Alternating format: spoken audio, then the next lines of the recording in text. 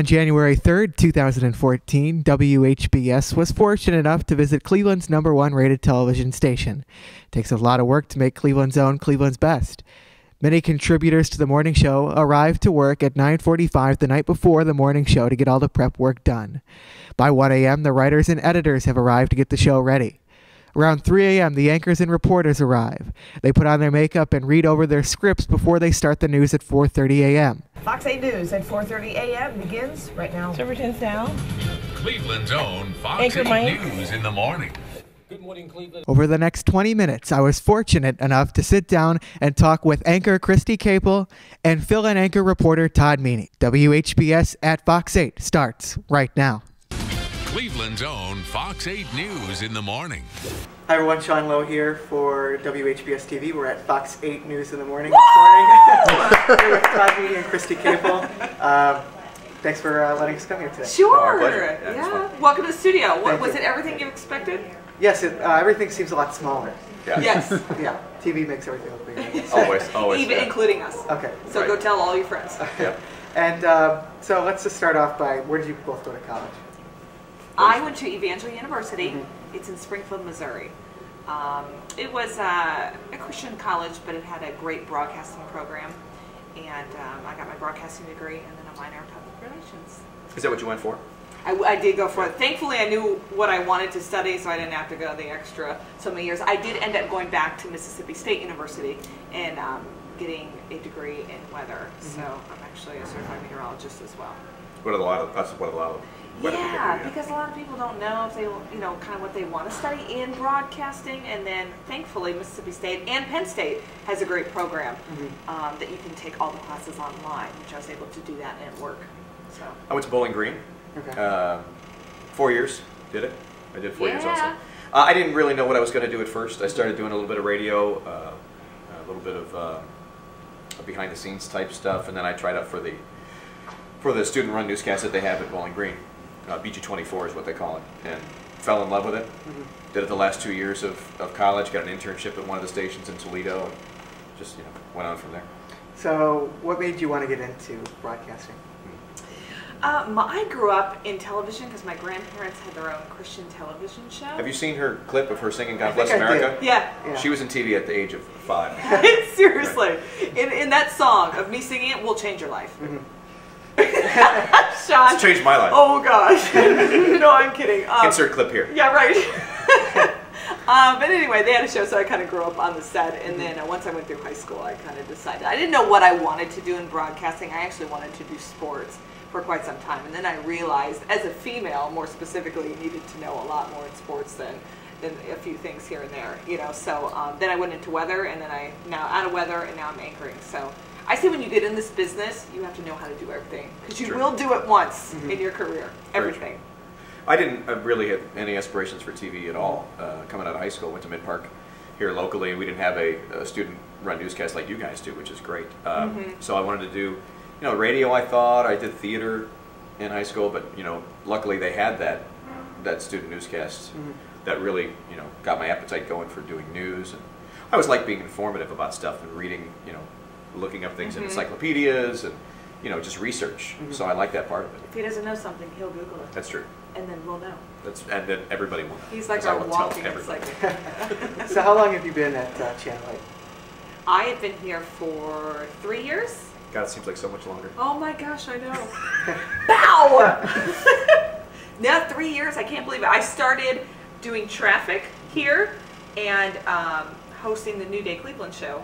And then, gosh, what else have I done? Then I did Friday Night Touchdown, #1 show. Known for her dances. Go Westlake High School, go football team. Whoop, whoop. And then I went into anchoring after New Day, the morning show. And she's been, making the morning show even better ever since, helping the crew. So, thank you very much. I've been here now, let's see, 13 years? Yeah, 13 years as of November. And went from weekend reporter to evening reporter, morning, then I've been on the morning show for about 10 years now in different capacities. Which is also the #1 show. Right. Yeah. Kristi, I have to ask you, you were in Scranton before you got here, right? I was. And- Wilkes-Barre, Scranton, yes. Yeah. When you took over for Pat Brady, doing traffic When I got here, yeah. Right, and then Robin Swoboda with that other show. Correct. So, did you feel any pressure because those were two pretty high Cleveland, personalities? That's a great question. I didn't know them, Right. so didn't care. I didn't really feel much pressure. Yeah, I found out a lot about them, and I have respect for both of them. I have never met either one of them to this day, but I knew I had big shoes to fill from what I heard. And just kind of when you go into a new job at a new station, all you can do is be yourself, and people not everybody's going to like it. You cannot win everybody over, but you try your best, and it's better than be yourself than faking it. So. But I have enjoyed what I have done here, and hopefully I've made them proud, if they care. She has such a big personality anyway that it really wasn't that hard. She wasn't trying to do anything that anybody previously did, because you just were yourself. Yeah, and I never watched any of the shows because, again, I was in Pennsylvania, so I had no idea what I was stepping into. I watched a couple, shows of New Day Online just so I knew what I was getting myself into, and I'm like, oh, she's great, Robin Swoboda. But, yeah. This station is different than a lot of other stations. We're very personality driven. It's the people who are on the air, not necessarily the stories that we're doing all the time. So we want people to interact with us. We talk with them. We act like a family. We're very close. We sometimes hate each other. Yeah, sometimes. So she hates me all the time. But whereas a lot of other times you'll see the news anchors. Yeah. It's more about the news. It's a very, very stiff kind of a thing. We're very relaxed, very laid back, especially on the morning show. Yeah, we are, which is nice because it is personality driven. We're on the air for 5.5 hours. Right.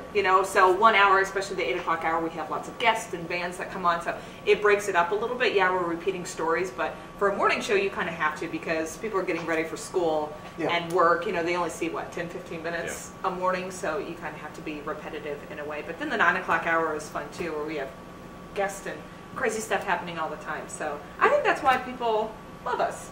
It's very atypical of newscasting. Yeah, right. In general, just local news. Now, a lot of the personalities at Channel 8 grew up in the Cleveland area. Do you think that gives some sort of edge to all you guys? Sure, definitely. I know the difference between Copley and Copley. Yeah. I know where Shaker Boulevard is. I know where Cedar Hill is. I know where the Bay Village is. Right. Somebody coming into a market. They're at a real distinct disadvantage, and you know that from traffic and all the roads you had to pronounce. Absolutely. That was hard. Yeah, and we're always trying to help each other and make that work. But because not everybody at every station is going to be born and raised there. Right. But there's definitely a distinct advantage. I know who Mr. Jingling is. Yeah. I know. I've learned who Mr. Jingling is. We know the Christmas story and the story behind it and the filming in Cleveland, and just to talk about some holiday things. But having those stories in the background really helps to tell the other stories. I also know the stuff. I remember Jeffrey Dahmer and all the cases that went with that. We grew up listening to that. The Browns moving. I was involved with that because I'm a Browns fan. So it helps add that personality to it and adds that kind of depth of knowledge that you need for some things. And then when you don't know, you try and quickly learn, and you depend on your teammates for that too. So when you guys got out of college, where was your first job in television? Go ahead. Mine was in Springfield, Missouri.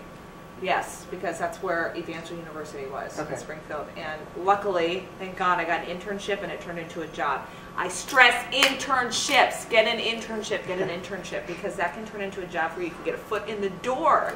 Because many people say, I can't even get my foot in the door, nobody's looking at me.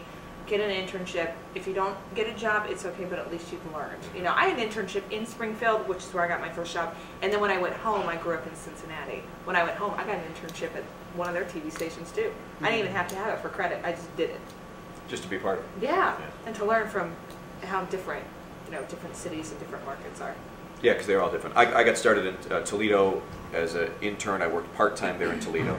They didn't want to hire me full-time because it's a little bigger market. And so I went down to Beckley, West Virginia. Okay. And worked down there for about 2 years at one of the stations. And shot, wrote, edit, anchored, did everything, which was nice because you were able to get all those different flavors of maybe fine-tune what you want to do, but also have the experience to know that if you're with a photographer and they're having some difficulty, that you can empathize with what they're going through, or if the editors, they're trying to get your stuff cut on time, you've been there.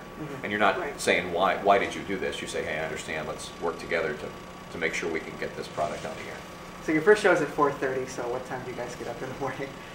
2 o'clock. 2 o'clock. And you're on the west side, both of you, right? Yes. Yeah. West side! Westlake! Oh, 2 o'clock for me. 2:30. 2:30. I'm closer. So when do you guys? And he's a male. So That's that's true. too much. Right, so when do you arrive to the station? I'm in at 3:30, 4. 3:45. Yeah. Okay, so when you first get here, do you like look over scripts or Yes. and then just kind of get into it? Well, I heat my curling iron up first, Okay. so I make If it sure works. that's plugged in when it works in the green room, and then I go read scripts. No, it is important. Yeah, go to your scripts first. Uh-huh. Now, because the show is so long, you can obviously not proofread 5.5 hours of show Yeah. before the show starts. So we have iPads and laptops out here. We just kind of proofread as we go and correct things. And sometimes you just go in cold. Sometimes we go Because you in have cold. to, you know. I'm in at 3:30, 3:45, but I'm doing something different usually. So I'm usually writing a story for the top of the show at 4:30, and then I'm working on a plugged-in topic, one of our interactive topics that we'll talk about for the rest of the morning. I have to ask about the iPads because you used to have like stacks of paper. Now, do you like the iPads with the scripts? Is it Well, I different? love stacking paper. It's awesome. The iPads there's good and bad too. I love the iPads now. Yeah. I hate paper. Uh-huh. You can't change the script on the iPad. The way it's based Yeah. is that it's not an editable thing. It's just a viewable program. So you can't change the script. If you have to make a change, you then have to go into the computer or the laptop and change it there. Yeah. But it's nice to not have that mess there too, and it's easy. It's They're quick. messy. Wayne and I just throw paper Yeah. around. But then you can go right to your tap on the iPad and go right to a script if they say, hey, jump to this script or what have you in your earpiece instead of fiddling through 20 For the producers, when they eliminate a script also, it updates automatically within the iPad, so Yeah. we don't have to try and skip ahead to a story. It just Okay. automatically deletes right out of the program. And I'm sure you recycle, but it saves paper too. So. We absolutely recycled. Recycle white paper. That's our bin. Not much in there Right these days. No, Oh, we don't use that too often. We recycle. That's what we do. So what do you think sets Fox 8 apart from the rest of the oh, TV where do we stations? begin? So many things. Gosh. So many things that were better. Tooting our own horn. Personality, of course, Yeah, I think is so. one thing. Yeah. The staff that we have, the number of reporters Yeah. and people that we have on the staff. We have one of the largest staffs in the city. So we're able to do more. We do 10.5 to 11 hours of local news every day. Yeah, we just added a 4 p.m. show Yeah. just recently. So I think maybe even 11.5, which is more than some stations combined anymore. So we're able to do more. We have a huge, great staff of meteorologists led by Dick Gott. Right. Yeah. You know. That name says it all. And a lot of the talent, on-air talent rather, have been here for Yes. a long time. We don't change Which is a people lot in. about this station. Yeah. Bill Martin's been here, 15, 20 Yeah. years. Wayne and Stephanie have been here 20 Lou years. Maglio. Lou. Tracy's been Tracy here McCool. about 15 years. So the longevity really helps. Yeah, it's nice to come to a station where it's not a turnover station because that's kind of. But as you build and you go to the bigger stations, that's how it is, But I've been in such small markets that it's always the turnover. It's always the beginners. It's like sports.